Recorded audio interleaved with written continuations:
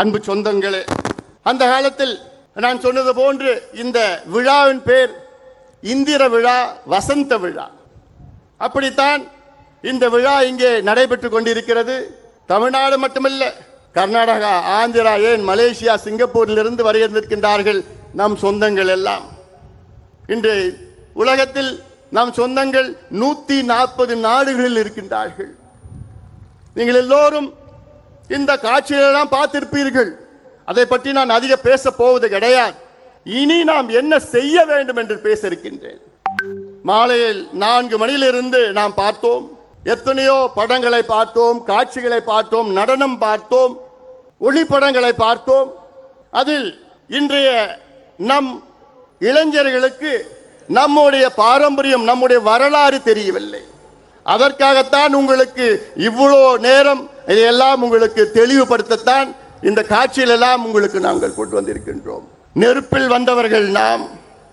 நமக்கு மட்டும்தான் ஒரு புராணம் இருக்கிறது. இந்தியாவிலே நம் சமுதாயத்துக்கு மட்டும்தான் ஒரு புராணம் இருக்கிறது, வேறு எந்த சமுதாயத்தும் கிடையாது. காரணம், நாம் வன்னியக்குள்ள சத்திரியர்கள் தான். அதே போன்று இந்த மண்ணை ஆண்டவர்கள், நம் குலத்தில் பிறந்த மன்னர்கள், ஜமீன்தார்கள், அது மட்டுமில்ல வள்ளல்கள், போராளிகள், தியாகிகள், அத்தனை பேரும் நீங்கள் பார்த்திருக்கிறீர்கள். உங்களுக்கு அதை சொல்வதெல்லாம் இங்கே இருக்கின்ற இளைஞர்களுக்கு ஒரு விழிப்புணர்வு ஏற்படுத்த வேண்டும் என்ற நோக்கத்திலே தான். சுதந்திரத்திற்கு முன்பு நினைத்து பாருங்கள், எத்தனை பேருக்கு தெரியும் நாகப்ப படையாட்சி? தென்னாப்பிரிக்காவிலே காந்தி அவர்கள் தொடங்கிய சத்தியாகிரக போராட்டத்தில் உயிர் நீத்த முதல் தியாகி. இந்திய விடுதலை சத்தியாகிரக போராட்டம் அடித்தளம். இந்திய விடுதலை போரிலே, அந்த சத்தியாகிரக போராட்டத்திலே தென்னாப்பிரிக்காவிலே உயிர் நீத்த முதல் தியாகி மயிலாடுதுறை சார்ந்த நாகப்பன் படையாட்சி. இது எவ்வளவு பெருமை, இது எவ்வளவு பெரிய வரலாறு. இது யாருக்காவது தெரியுமா? இல்ல. ஏன் பின்னாடி படையாச்சின்னு பேர் வருது? வேற எந்த காரணம் இல்லை. அஞ்சலை அம்மாள் வீரத்தாய், கடலூரை சார்ந்தவர். காந்தி அவர்கள் அவர்களை பார்க்க நேரில் வந்தவர். அது மட்டுமல்ல, காந்தி அவர்கள் பார்க்க வேண்டும் என்று மருதான் இந்த குதிரையிலே அங்கே காந்தி அவர்களை சந்தித்தார் அஞ்சலை அம்மாள். அவரும் இன்னைக்கு இந்திய அளவிலே சுதந்திர போராட்ட வீரர் என்று வந்திருக்க வேண்டும். ஏன் வரல? ஏன்? இந்த ரத்தத்தில் பிறந்துட்டாங்க. அதான், வேற எந்த காரணம் இல்லை. ஏன்? நம்முடைய ஐயா ஆணைமுத்து படையாட்சி. ஐயா ஆணைமுத்து தந்தை பெரியார் அவருடைய உண்மையான வாரிசு. அவர் இன்னைக்கு யார் எவ்வளவு வாரிசுன்னு சொல்லிட்டு இருக்கிறாங்க. ஐயா ஆணைமுத்து அவர்கள் அந்த காலத்தில் வட இந்தியாவில் நினைச்சு பாருங்க, இங்க இருந்து நம் சொந்தக்காரர் வட இந்தியாவில் போயிட்டு பீகார், உத்தரப்பிரதேஷ், மத்திய பிரதேஷ், ஹரியானா, ராஜஸ்தான்ல அங்கே அவ்வளவு விழிப்புணர்வு போராட்டங்கள் நடத்தி மண்டல் கமிஷனை வர வைத்தவர் ஐயா ஆணைமுத்து அவர்கள். மண்டல் கமிஷன் அவர் வர வைக்கலன்னா இன்னைக்கு இந்தியாவில் ஓபிசி இடஒதுக்கீடு கிடையாதுயா. இதுல எனக்கு ஒரு பெருமை இருக்கிறது. இந்தியாவிலே ஓபிசி இடஒதுக்கீடு இதை பெற்று தந்தது 2 சத்திரியர்கள். ஒன்று ஐயா ஆணைமுத்து அவர்கள், மண்டல் கமிஷனையே கொண்டு வந்தது. அடுத்தது நம்முடைய இனமான காவலர், சமூக நீதி போராளி மருத்துவர் ஐயா அவர்கள். ஐயா அவர்கள் இல்லை என்றால் இன்று இந்திய அளவிலே ஓபிசிக்கு கல்வியில 27 விழுக்காடு இன்று வரைக்கும் வந்திருக்காது. அந்த ஐக்கிய முற்போக்கு அரசிலே அந்த கூட்டத்தில் ஐயா அவர்கள் கலந்து கொண்டு சோனியா அம்மையாரை பார்த்து, நீங்கள் இடஒதுக்கீடு கொண்டு வருவீர்களா இல்லையா? இல்லை, நாங்கள் இந்த கூட்டணியை விட்டு வெளியேறுகிறோம் என்று ஆவேசமாக பேசினார்கள். சோனியா காந்தி அம்மையார் அவர்கள் ஐயாவை பார்த்து, டாக்டர் கூல் டவுன் பண்ணுங்க, அமைதியா பேசிக்கலாம். பிறகு அன்று மாலை மீண்டும் சந்தித்து ஒரு முடிவெடுத்தார் சோனியா காந்தி அம்மையார். என்னன்னு, மருத்துவர் ஐயா அவர்கள் அழுத்தத்தால் இந்தியாவிலே அந்த ஆண்டு வருகின்ற ஆண்டில் ஓபிசிக்கு கல்வி நிலையத்திலே 27 விழுக்காடு இடஒதுக்கீட்டை அறிவித்தார் சோனியா காந்தி அம்மையார் அவர்கள். இது எவ்வளவு பெரிய வரலாறு! இது யாருக்காவது தெரியுதா? இல்லையே, இந்த ரத்தத்தில் பிறந்துட்டாங்க. இன்னைக்கு ஐயா இந்தியாவிலே 6 இடஒதுக்கீடுகளை பெற்று தந்திருக்கின்றார்கள். சாதாரணமா அது செய்ய முடியுமா? 6 இடஒதுக்கீடுகள். இன்னைக்கு ஒரு இடஒதுக்கீடும் யாரும் இந்தியாவில் யாரும் பெற முடியல. ஆனால் நினைத்து பாருங்கள், ஐயாவுடைய ஆவணப்படத்தில் நீங்க பார்த்திருப்பீங்க.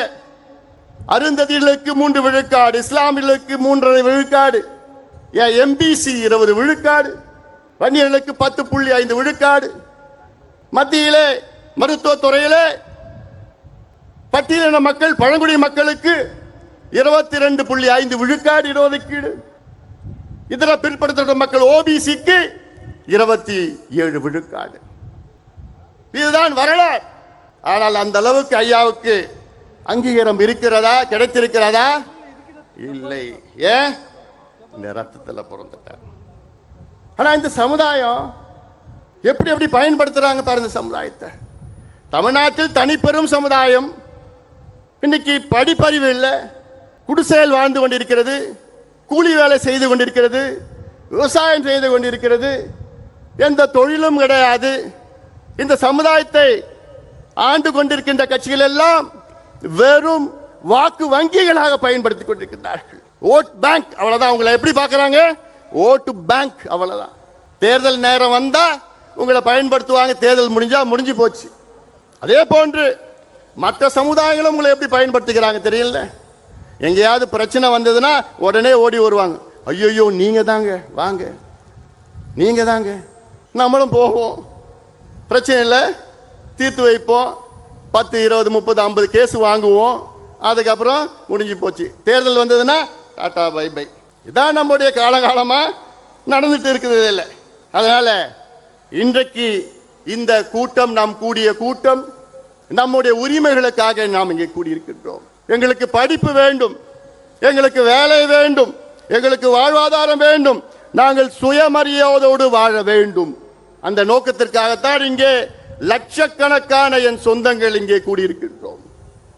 ஏதோ சும்மா இங்க வந்தோமா கூட்டமா இந்த தேர்தலுக்காகவோ கூட்டணிக்காகவோ அரசியலுக்காக நம்ம கூடல. இங்க நாம் உரிமைகளுக்காக நாம் கூடியிருக்கின்றோம்.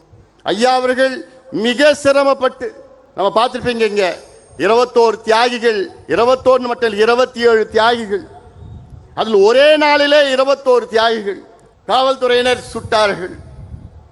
அதன் பிறகு ஐயா அவர்கள் நமக்கு வாங்கி தந்தது 20 விழுக்காடு எம்பிசி என்ற இடஒதுக்கீடு. அந்த இடஒதுக்கீடு வந்து கிட்டத்தட்ட 35 ஆண்டுகள் ஆகின்றன. 36 ஆண்டுகள் ஆகிறது இடஒதுக்கீடு வந்து.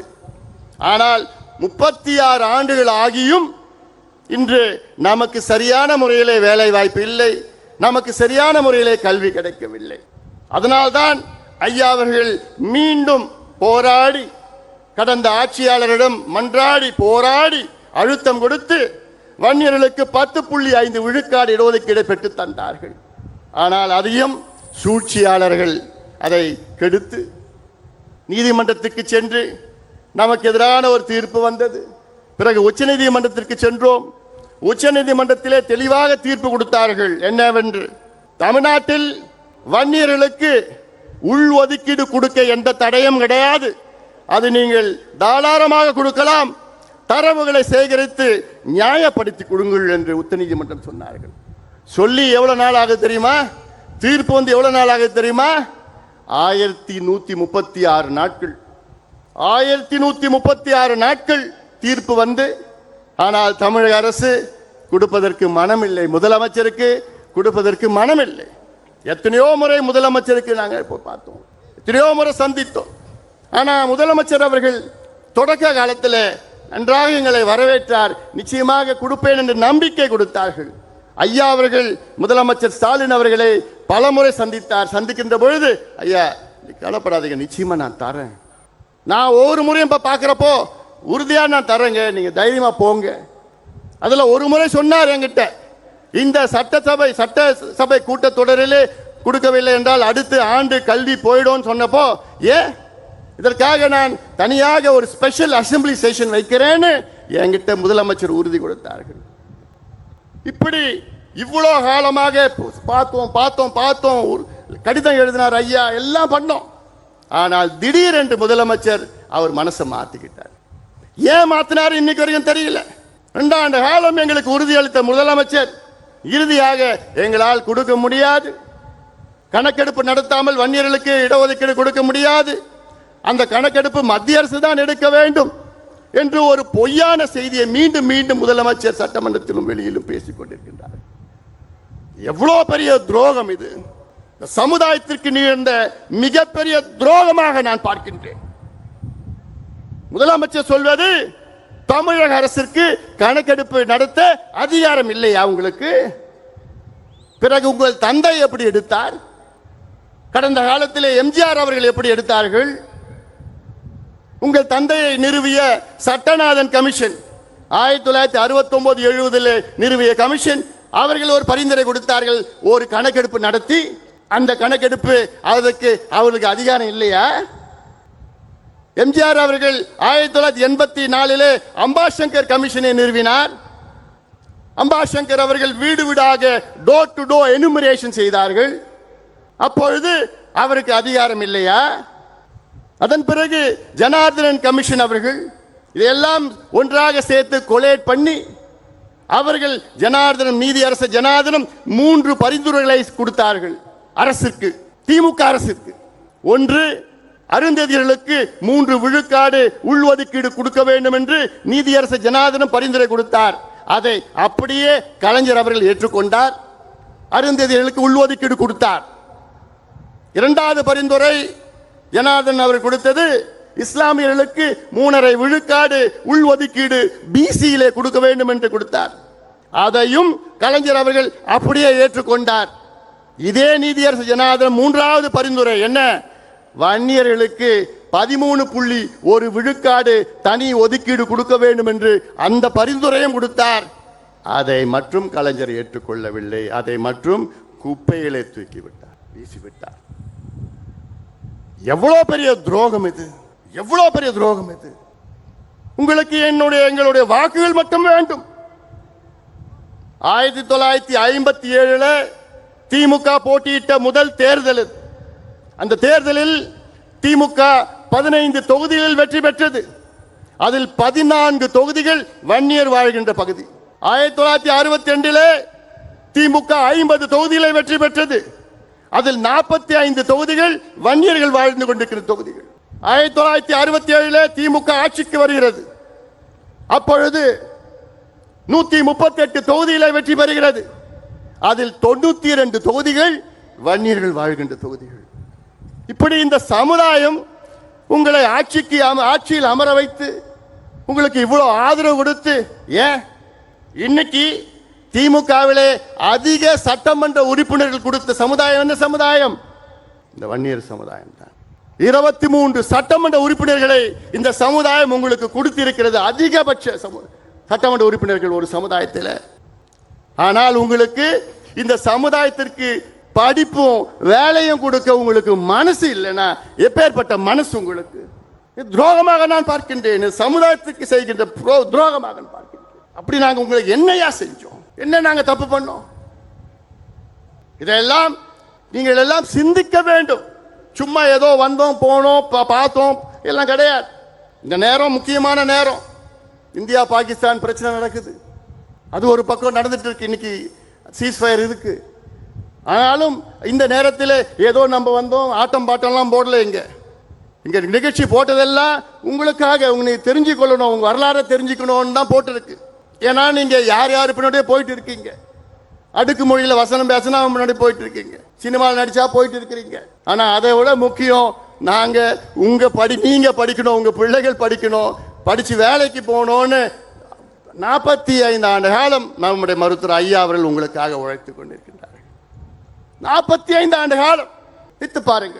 இன்னைக்கு தமிழ்நாட்டில் ஏன் நம்ம தனியா ஒதுக்கீடு கேட்கிறோம்? வன்னியர்கள் ஏன் கேட்கிறோம்?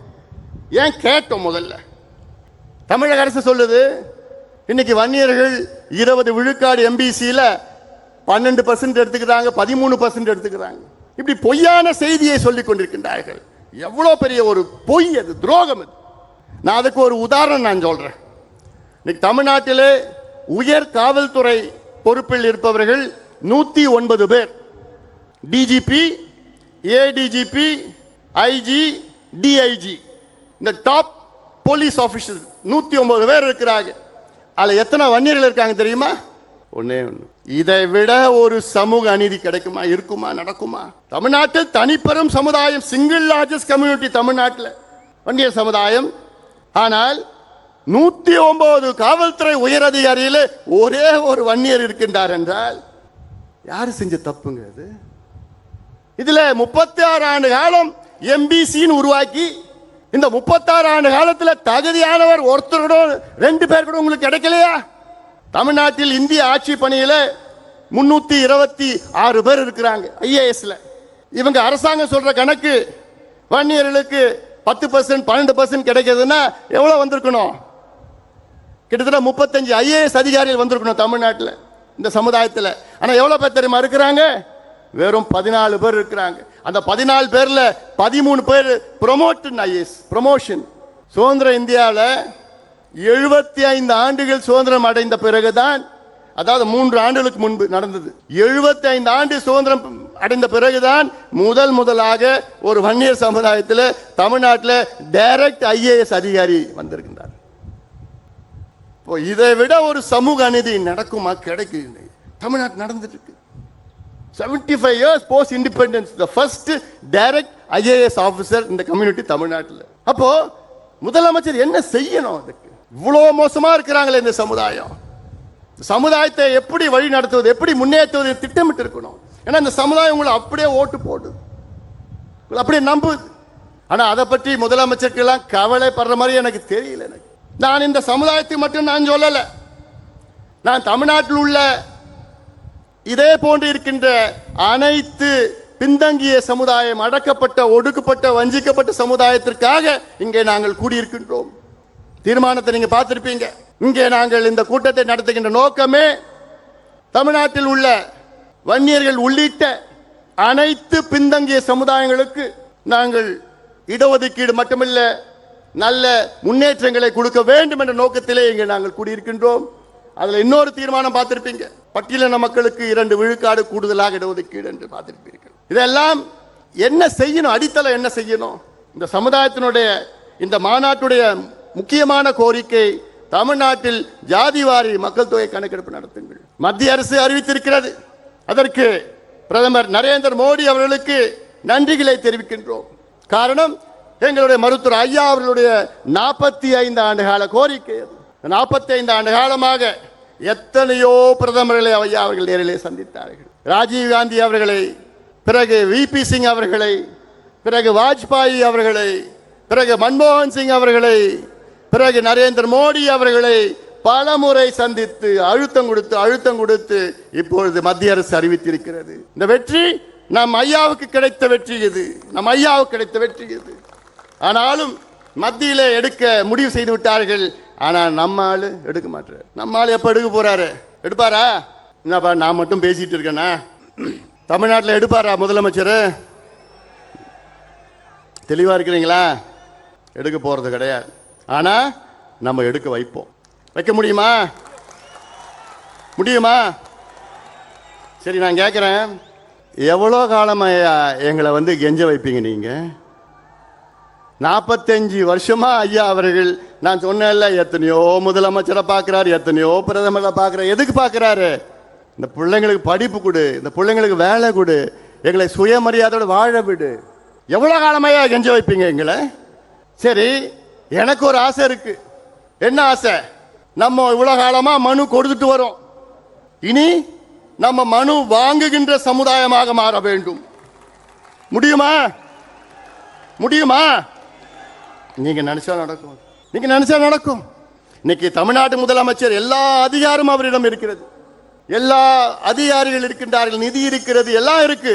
ஆனா மனசு மட்டும் இல்லை அவருக்கு. ஒரு கணக்கெடுப்பு நடத்தினா தமிழ்நாட்டில் எவ்வளோ பிரச்சனை தீரும். உங்ககிட்ட நாங்க ஹைடெக் சிட்டி கேட்கல.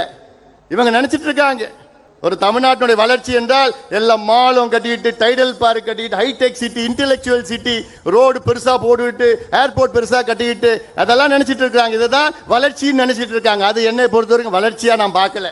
வளர்ச்சினா அதை சுத்தி வாழ்கின்ற மக்கள் முன்னேறி இருக்க வேண்டும், முன்னேற வேண்டும், படிக்க வேண்டும், வேலைக்கு போகணும்.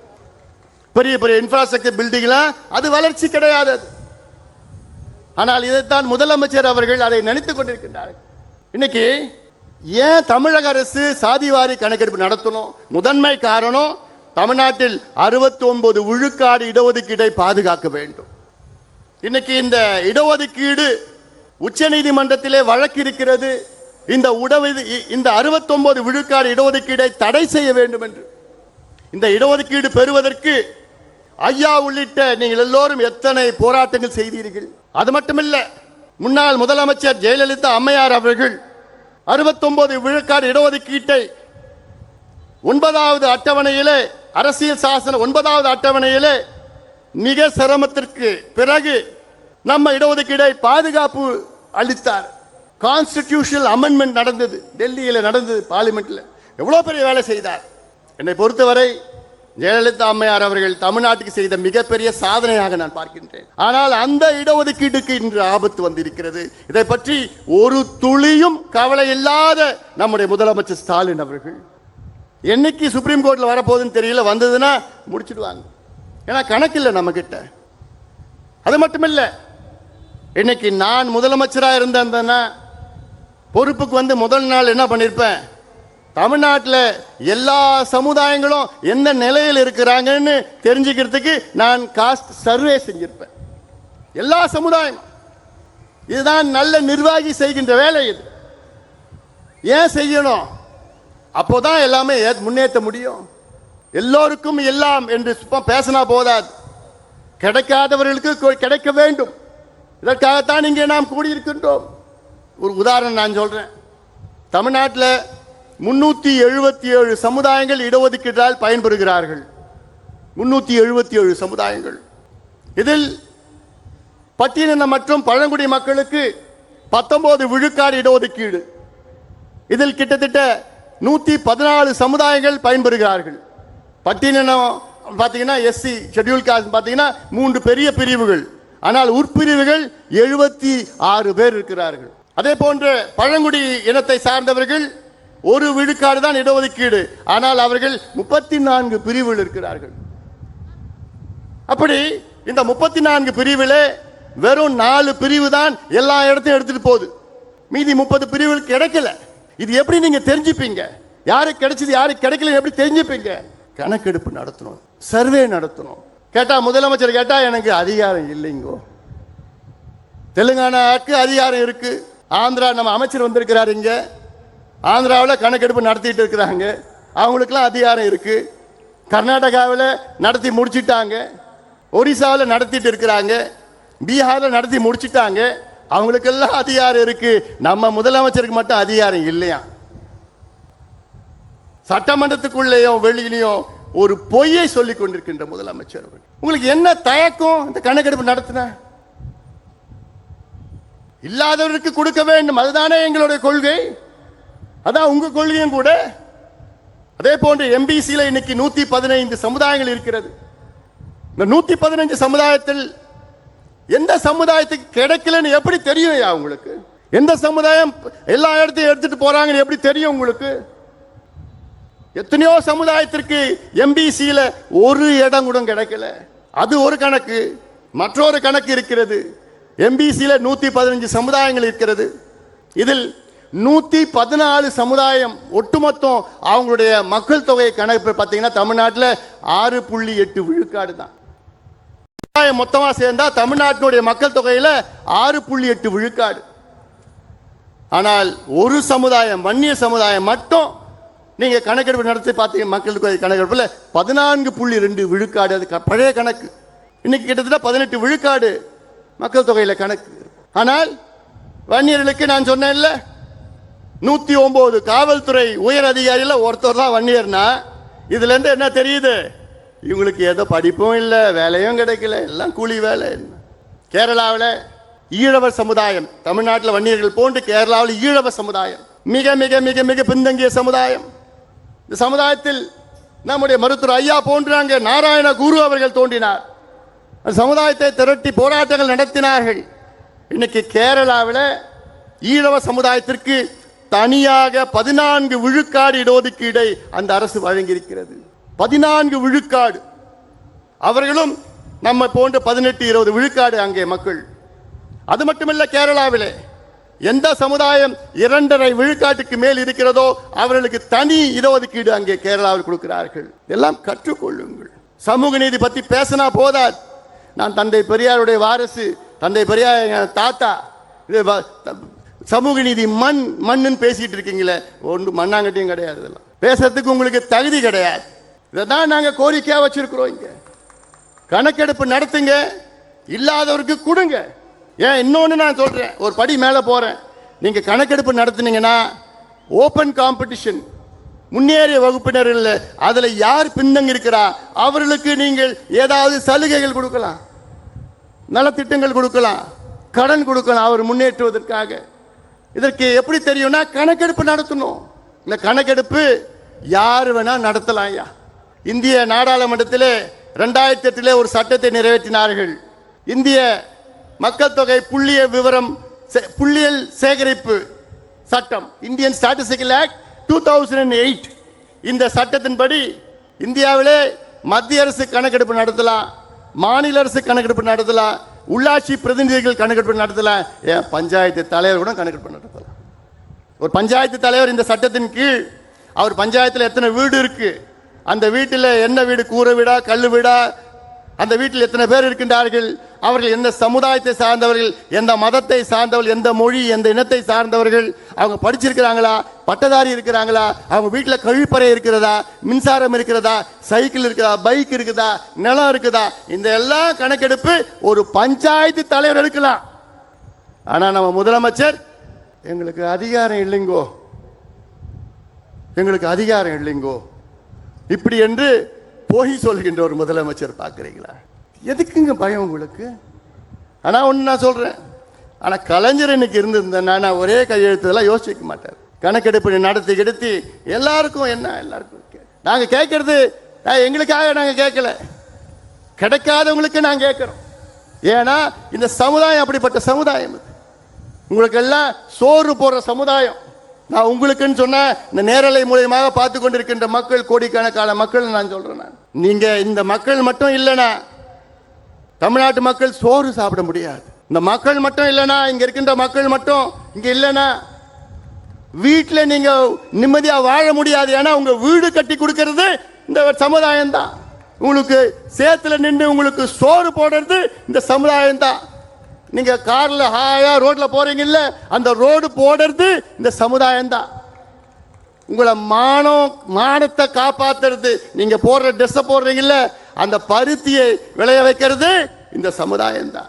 பெயர்பட்ட ஒரு பெரிய சமுதாயம் இன்னைக்கு கூலி வேலையில கஞ்சோ கூட குடித்து கொண்டு குடிசையில் வாழ்ந்து கொண்டு படிப்பறிவு இல்லாமல் மதுவுக்கு அடிமையாக இருக்கின்ற சமுதாயம். நீ வேலை கொடுத்தனா இந்த பிள்ளை ஏன் மது கடைக்கு போறான், நீ வேலை கொடுத்தனா ஏன் இந்த போதை பழக்கத்துக்கு அடிமையாக்க போறான். வட தமிழ்நாட்டில் பார்த்தீங்கன்னா எங்க பார்த்தாலும் டாஸ்மாக் விற்பனை. ஓஹோ, காரணம் பிள்ளைங்களுக்கு வேலை கிடையாது, படிப்பு கிடையாது. இதை உருவாக்குங்கள் என்று மருத்துவர் ஐயா அவர்கள் கெஞ்சிட்டு இருக்காரு. 45 ஆண்டு காலம் கெஞ்சிட்டு இருக்கிறார் ஐயா. எவ்வளவு ஆழமாக கெஞ்ச வைப்பீங்க எங்களை? நீங்க எல்லாம் முடிவு பண்ணா போதும், கட்சியெல்லாம் பார்க்காதீங்க.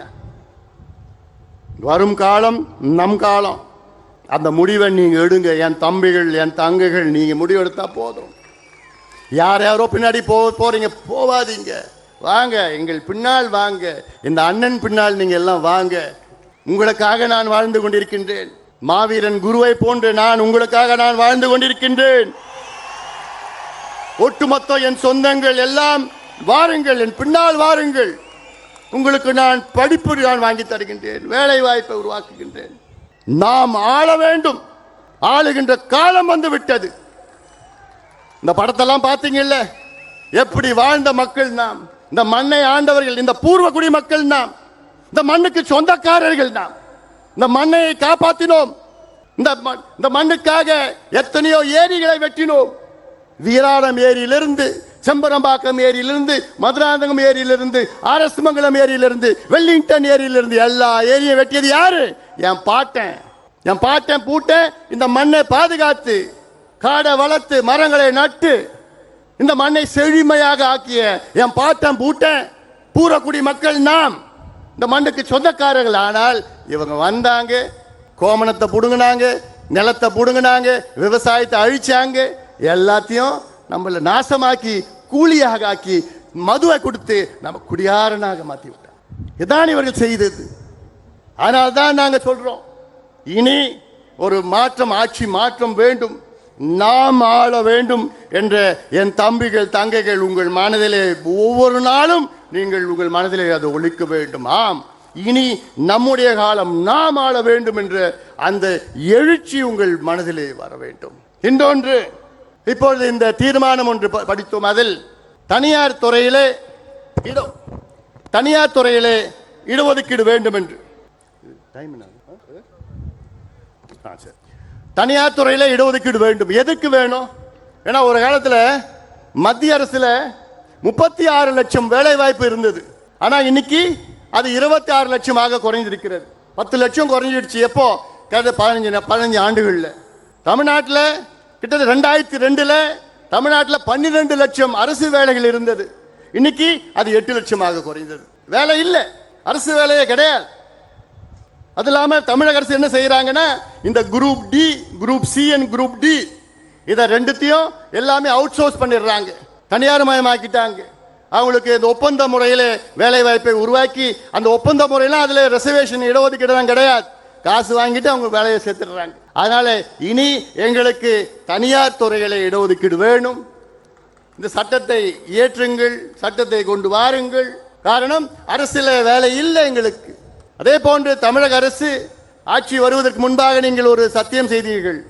நாங்கள் ஆட்சிக்கு வந்தவுடன் தனியார் துறையிலே தமிழ்நாட்டில் உள்ள தமிழர்களுக்கு 75 விழுக்காடு அங்கே வேலை வாய்ப்பிலே நாங்கள் ஒதுக்கீடு ஒதுக்குவோம் என்று சொன்னீர்கள். இன்னைக்கு வரைக்கும் நடக்கல. அது ஒரு பக்கம். அடுத்தது நாங்கள் சொல்வது, ஒரு உதாரணம், ஏதாவது ஒரு அரசு திட்டம் நீங்கள் செயல்படுத்துகிறீர்கள் என்றால் அந்த அரசு திட்டத்திலே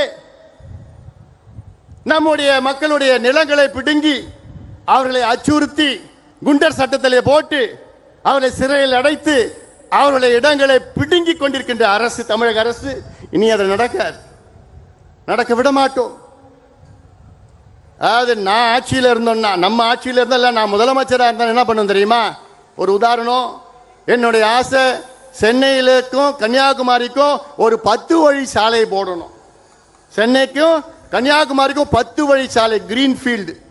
அது எப்படி நான் செய்வேன்னா, நிலத்தை நான் போய் விவசாயிடம் கேட்பேன், ஏன்னா இது அவசியமானது என்று கேட்டு அந்த விவசாயி நிலத்தை கொடுத்தாங்கன்னா அந்த விவசாயிய இந்த திட்டத்திலே ஒரு பங்குதாரராக நான் சேர்ப்பேன். ஒரு ஸ்டேக் ஹோல்டர். ஸ்டேக் ஹோல்டர்னா அந்த நிலம் எவ்வளவு கொடுக்குறாங்களோ அந்த திட்டத்திற்கு அவங்களும் பங்குதாரர், ஷேர் ஹோல்டர். அவங்களுக்கு மாதம் மாதம் அவங்க பேங்க்ல போய் பணம் போய் சேரும்.